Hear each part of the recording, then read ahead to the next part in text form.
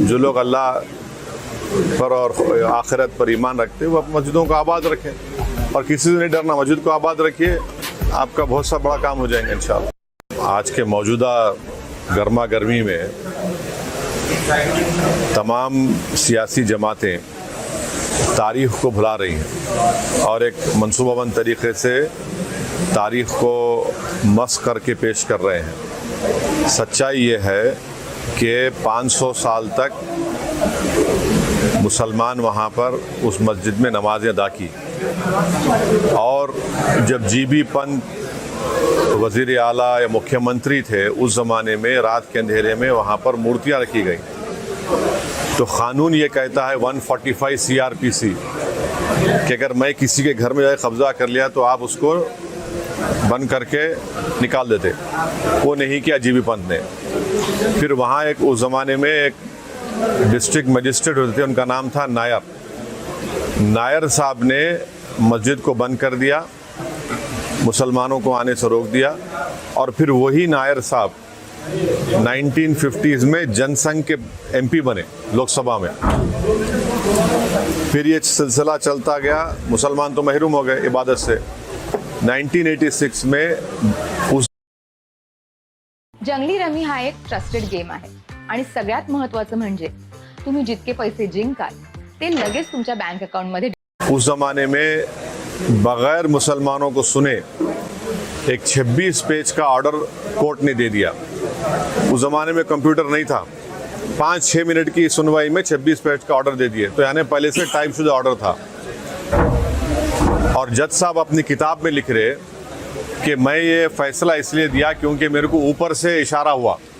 और इशारा क्या हुआ? जज साहब अपनी किताब में लिख रहे कि मेरे घर की दीवार पर और कोर्ट की दीवार पर मैंने 2 दिन तक एक काले बंदर को बैठते हुए देखा। तो बूटा सिंह मत शिलान्यास कर दिए। फिर 6 दिसंबर को जो डिमोलिशन हुआ उसमें बीजेपी के पूरे लीडर, संघ परिवार के पूरे लीडर सुप्रीम कोर्ट को जाकर ये वादा किए कि हम बाबरी मस्जिद को हाथ नहीं लगाएंगे। वो डिमोलिशन हो गया। अब तक सुप्रीम कोर्ट वो कंटेम्प्ट पिटिशन हियर नहीं किया।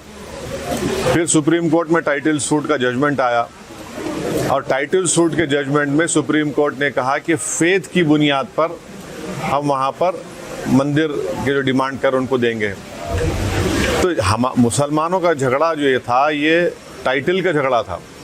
हम वहाँ नहीं गए थे कि हमारे को यहाँ नहीं तो 5 एकड़ वहाँ दे दो। 5 एकड़ के लिए नहीं गए थे हम।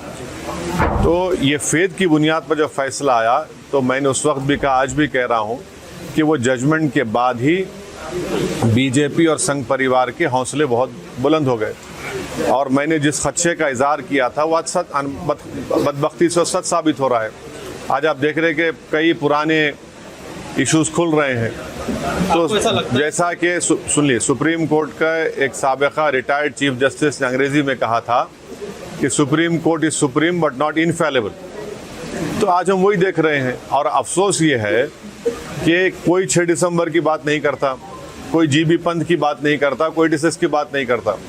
और जब आप इन तमाम सियासी जमातों से पूछेंगे क्यों नहीं बात करे तो बोलते अरे भूल जाओ ना भाई तुम लोग। मैं इन लोगों से पूछ रहा हूँ, तुम्हारी बाप की मौत को भूल सकते क्या? तुम तुम्हारी माँ की मौत को भूल सकते क्या?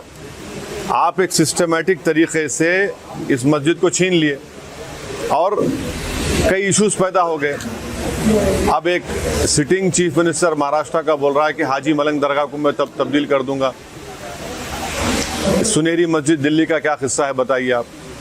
तो ये सब चीज़ें, ऊपर से मोदी ये चाहते हैं कि इससे मेजॉरिटी कम्युनिटी का वोट कंसोलिडेट हो जाए उनके लिए। और दूसरा उनका मकसद ये है कि भारत के मुसलमानों को उनकी हैसियत और उनका मुकाम दिखाना। वो तो बीजेपी तय कर चुकी है कि मार्जिनलाइज करना, पॉलिटिक्स से मुसलमान को मार्जिनलाइज कर चुके हैं। ऊपर से जो दूसरे पार्टीज़ हैं जो अपने आप को सेकुलर बोलते हैं, उन्होंने ये बोल रहे हैं कि हम हर ट्यूसडे को सूरज खंड पाठ और हनुमान चालीसा गवर्नमेंट स्कूल में पढ़ाएंगे। क्यों पढ़ाएंगे? गवर्नमेंट स्कूल तो गवर्नमेंट का है। गवर्नमेंट में पढ़ने वाले बच्चे हर मज़हब के मानने वाले थे, कोई मानता भी नहीं खुदा को। फिर ये सब जो चीज़ें हो रही है, ये क्या हो रहा है? इससे ये कोई सॉफ्ट हिंदुत्व नहीं है, ये एक्चुअल हिंदुत्व है। और फिर आज आप देख रहे कि सेंट्रल गवर्नमेंट ये बोल दिया कि 22 तारीख को आधे दिन की छुट्टी दे रहे, फिर क्यों बीजेपी रूल स्टेट्स मिलादुन्नबी के छुट्टी ख़त्म की है? एक दस्तूरी ओहदे पर एक शख्स फायज है, उन्होंने फ्राइडे के दिन लंच ब्रेक कम कर दिए। आज NCLT बोल रहा है कि 22 तारीख के दिन आधे दिन छुट्टी दे रहे। तो ये क्या हो रहा है? ये आप, इस मुल्क का कोई मजहब नहीं है, ये मुल्क का कोई मजहब नहीं है। ये मुल्क हर मजहब को मानता नहीं, खुदा को मानता। आप ये बीजेपी क्या कर रही है फिर? अच्छा साहब,